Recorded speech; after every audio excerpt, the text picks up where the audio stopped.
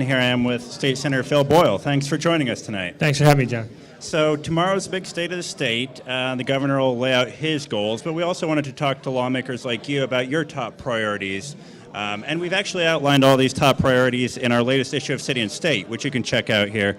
But what would you say are your top one or two goals this year? Well, I was happy to see Governor Cuomo's proposal about tax relief. As a Long Island senator, tax relief is always, particularly property tax relief, is always the number one issue among constituents. So I'm going to get the fine points of the governor's proposal and see how it plays out on Long Island. Obviously, it has statewide ramifications, and in the city, and see the way the renters' tax break may occur, or the renters' break may occur. Right. The other issue for Long Island, I represent the 4th Senate District, which is along the southern portion of Suffolk County.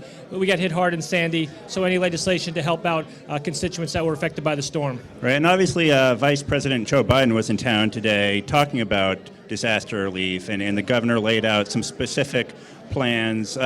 Any thoughts on that, on those announcements of what the governor wants to do? Well, I was watching it through you guys today, and I can say that one of the things I touched on was infrastructure, and that's very important because I represent a lot of coastline, and whether it's infrastructure for utilities or just in front of homes, bulkheads, and of course the barrier around beaches and the dunes are going to be very significant, and I'm glad to see that we have a federal as well as a state commitment. Right. One thing that stood out to me, a bit of a wonky issue, but wastewater management, and the governor pointed that out as something that needs invested in. But it seems like with flooding, a lot of times these things overflow, and out on Long Island, it's a particular problem. Yeah. Oh, it was a huge problem, particularly in Nassau County, some of the wastewater facilities there. They're talking about putting barricades up. I'm not an engineer, but basically they're going to be a lot stronger and protect the wastewater.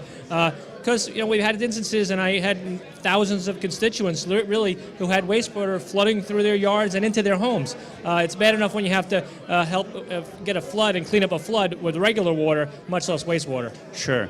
And I want to ask you a political question. Obviously, your colleague, or former colleague, State Senator Charles Fischello stepped down. He got a good position in the nonprofit sector, yes. As well as State Senator Lee Zeldin will be running for Congress. Right. And the Republican Party has had pretty strong control of Long Island in the state Senate for some time now. Yeah. Do you think that's threatened? Do you think Republicans will keep those 9 seats in the state Senate?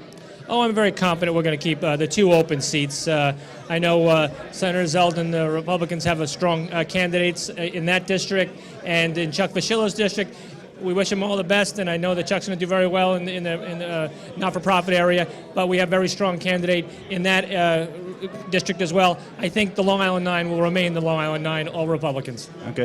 Thank you for joining us, State Senator. Thanks, John. Appreciate it. And we're going to bring up